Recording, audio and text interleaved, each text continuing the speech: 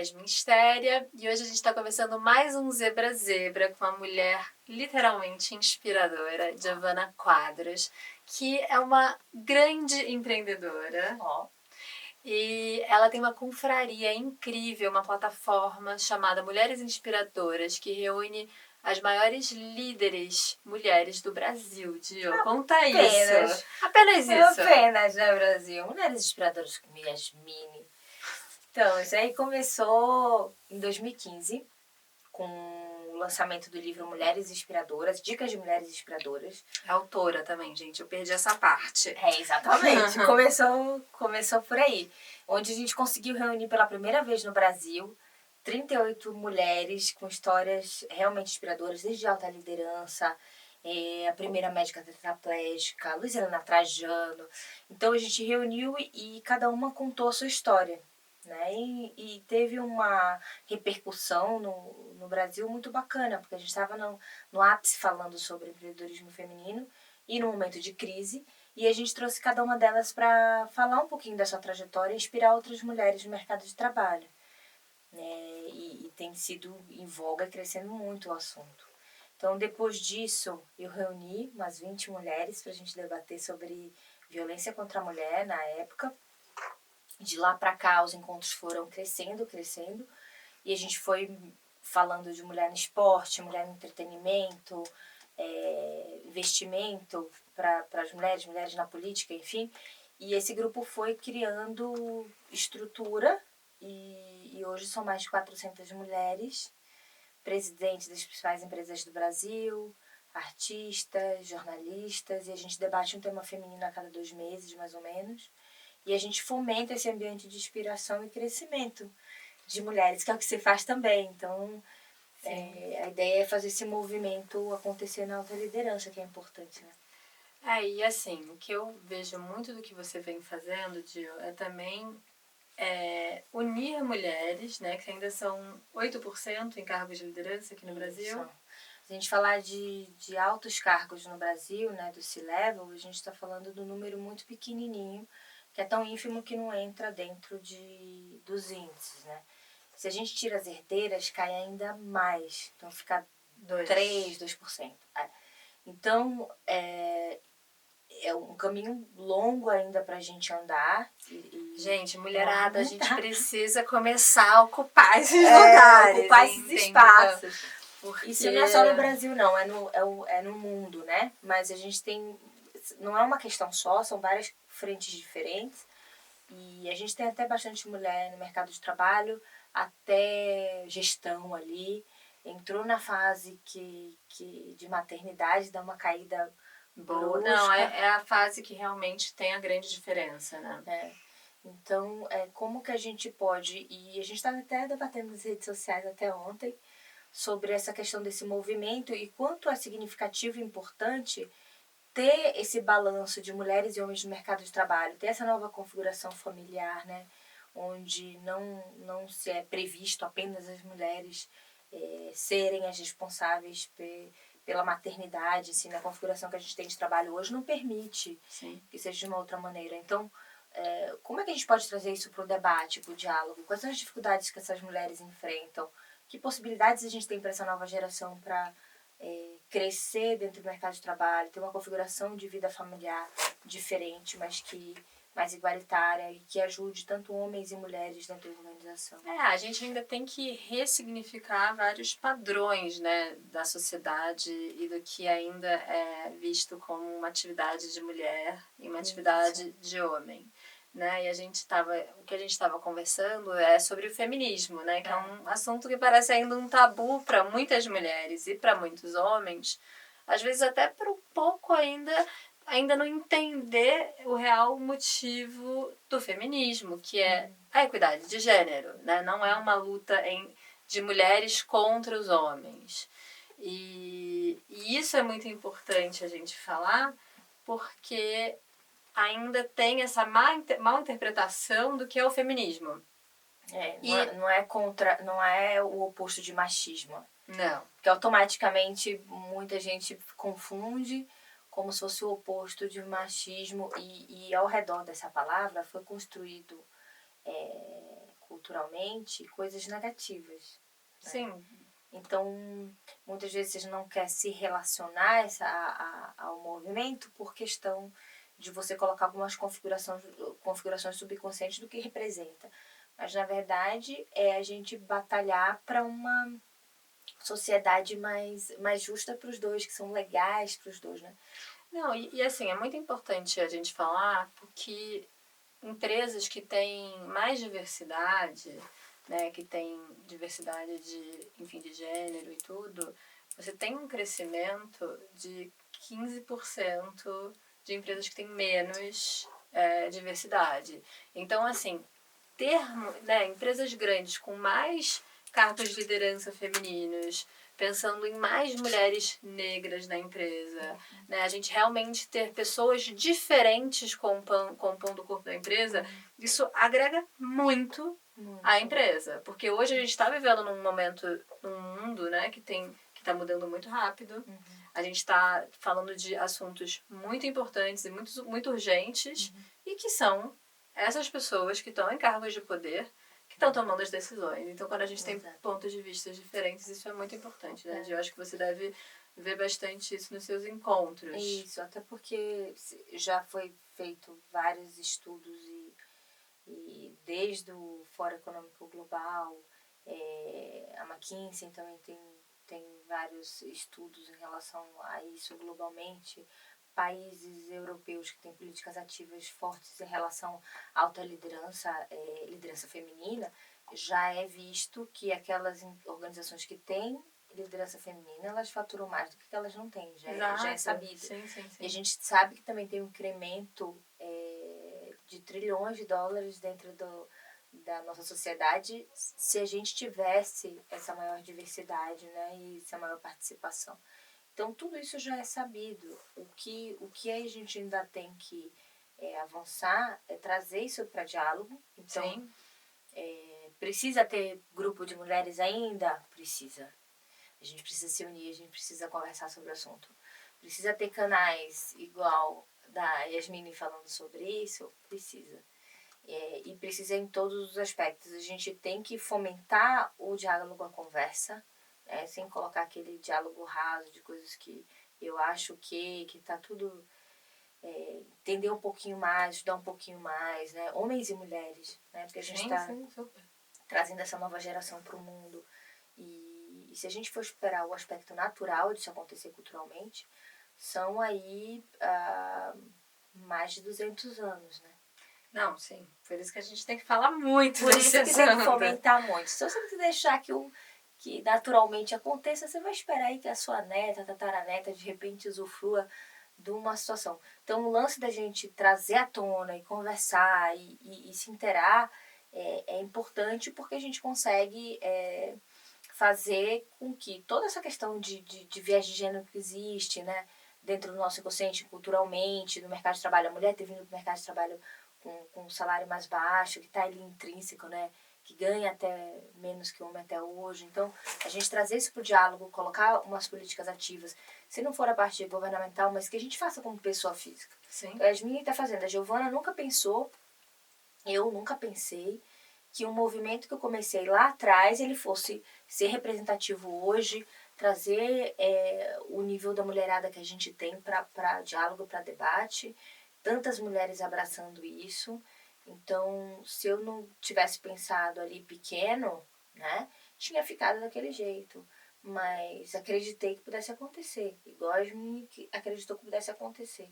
Então, como é que você pode trazer isso para o diálogo? De uma forma bacana também, né? Não agressiva, de exclusão das pessoas, mas como é que a gente pode trazer isso para o diálogo e fazer essa conexão de gerações, porque são diferentes, com valores diferentes, e como a gente consegue incluir isso, não esperar que venha alguém do governo fazer, etc. Porque se a gente for esperar, tá desde 2011 estagnado, né? Não, sem nenhuma ação.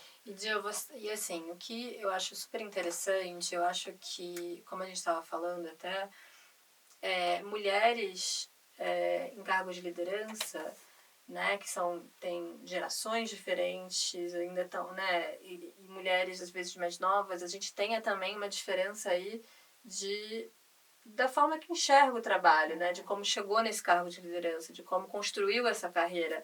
Qual você acha que é a maior dificuldade hoje ainda para a gente chegar a assumir esses cargos? São vários aspectos. Eu não acredito que é unilateral. Eu acredito que é uma composição. Então, a gente tem uma composição cultural, né? A mulher entrou no mercado de trabalho depois, ela entrou com um salário mais baixo.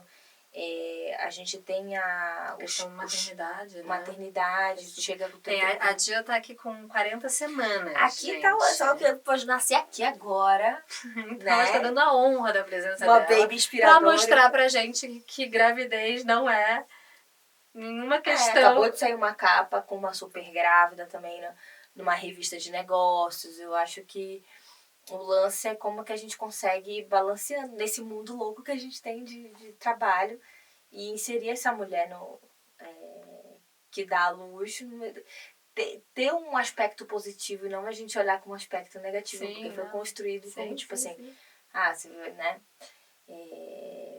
Eu acho que tem essa questão também da maternidade, tem a questão cultural, tem a questão do shortcut cognitivo, que a gente chama, né, de fazer cortes cognitivos, porque quando a gente tem um histórico cultural, a gente coloca algumas coisas na nossa cabeça, quando tem muita informação, para a gente fazer um corte rápido sobre aquela informação. E o que eu aprendi em relação à mulher na liderança? Então, para um gênero, eu espero de um homem determinadas variáveis. Para uma mulher, eu espero determinadas variáveis. Então, quando eu falo, por exemplo, super rápido, sobre racionalidade, assertividade, enfim, aspectos de liderança no geral, você conecta muito mais fácil essas palavras com uma figura masculina do que com uma figura feminina. Agora, se eu falo cooperação, emocional, né, participativo, eu vou conectar muito mais com a mulher na figura feminina do que na figura masculina, geralmente, né, para fazer um corte rápido.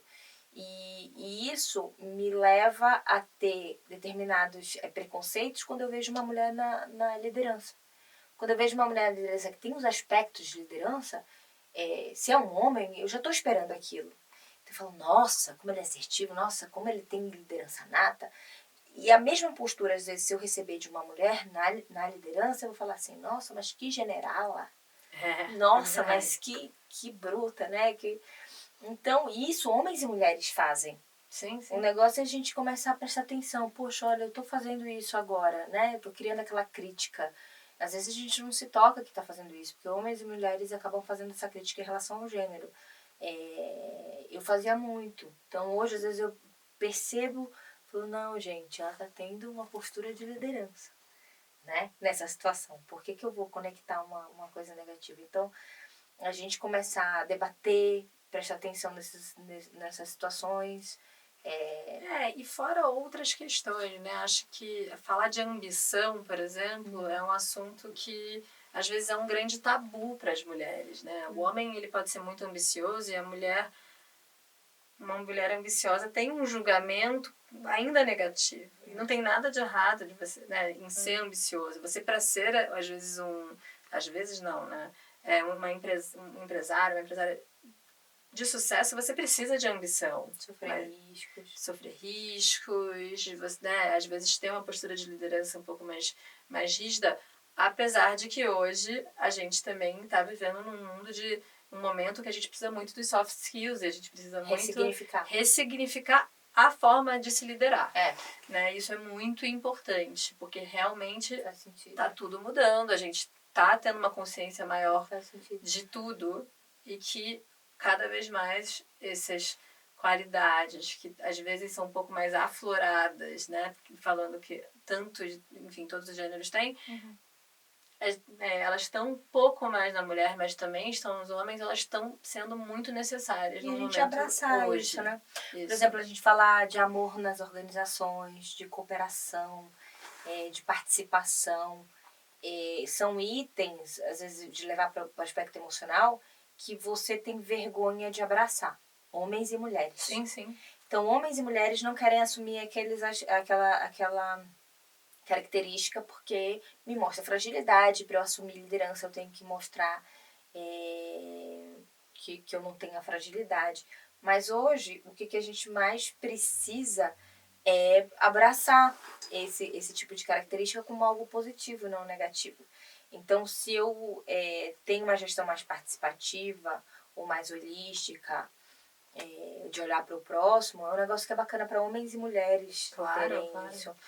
Eu acredito bastante que quando a gente está mais vulnerável, né, mais aberto, mais exposto, você se conecta mais com a sua criatividade, a criatividade que todo mundo tem dentro da gente, e também gera um ambiente mais colaborativo, né? Porque você expõe ali uma fragilidade sua, que não às vezes é uma fragilidade, o outro também, e isso gera também um ambiente um pouco mais colaborativo, um pouco mais aberto. Mas, enfim, né, eu acho que tudo isso a gente ainda está aprendendo, a gente ainda está construindo, e é um processo. É um processo de se reconhecer primeiro o que está acontecendo. Por exemplo, no início, a gente tem... somos jovens, né? Sim. Mas no início, por exemplo, da carreira, quem eu via no topo de liderança tinha determinados comportamentos padrão e tudo. E aí o que eu fazia? Eu copiava. Sim. Então, para eu queria parecer mais velha, então eu colocava um óculos, eu colocava um terninho, me colocava numa posição mais rígida, assim, né? Né? Porque eu queria chegar no topo e o que eu tinha no topo de referência era aquilo, né? E aí, ao longo dos anos que você vai entendendo... Tem muitas mulheres que, às vezes, até se masculinizam, assim, estereotipamente falando. Para pertencer ao grupo. Para se sentir pertencer. Né? E aí, conseguir romper um pouquinho ali a bolha e entrar, né? E por isso os números estão pequenos. É bem difícil você conseguir ali. Então, e hoje, teoricamente, a gente não precisa mais disso, né? Então, a nova geração já vem mostrando que eu posso sim assumir a questão feminina e que posso sim ter quesitos de liderança, que elas são diferentes das lideranças que veio até hoje majoritariamente masculina, mas que elas, se somadas, a masculina e a feminina, ela tem mais benefício para a sociedade, para a família.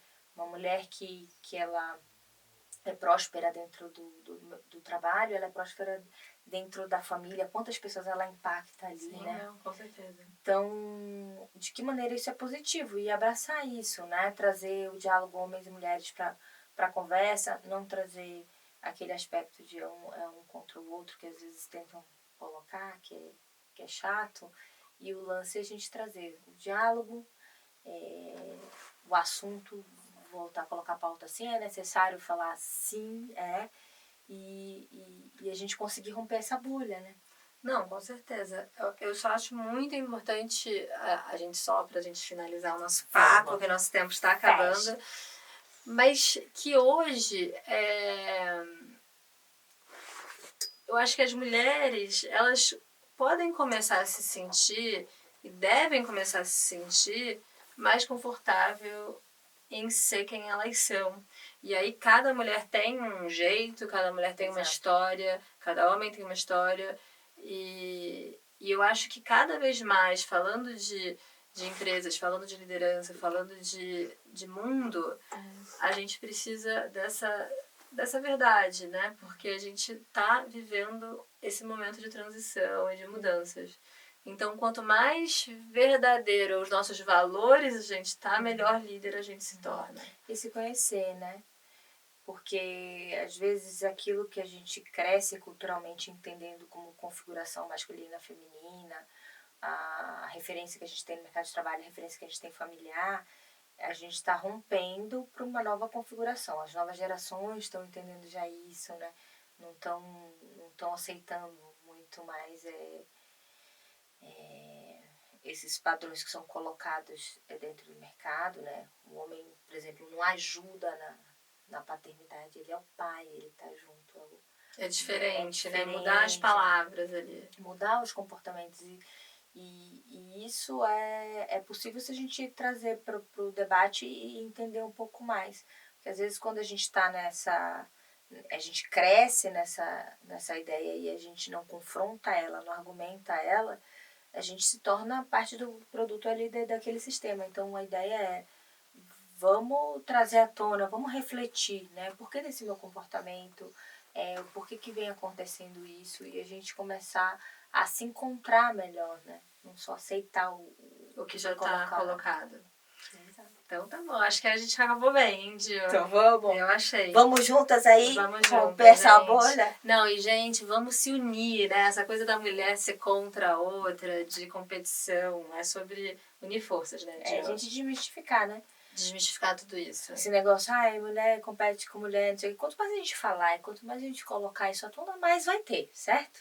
Então a gente olhar com outra com carinho, sem fazer aquele preconceito de cara, aquela crítica, a gente analisar, a gente está num tempo para fazer isso. Então, de que maneira a gente une forças? Girl Power.